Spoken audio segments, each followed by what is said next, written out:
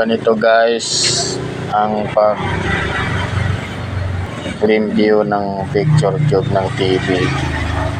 Yung pipinturahan niya tapos nadama yung picture tube niya o glass para maalis yung pintura ay kiskisin lang ninyo ng blade.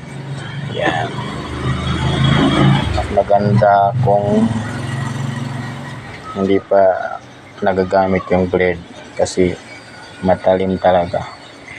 Maganda siya maglimpyo mga guys. Itong gamit ko ay kapiraso lang ng blade ito. Matagal kasi ganyan no. Yan. Simple lang no. Yan. Yan. Madali lang. Ganyan lang mga guys.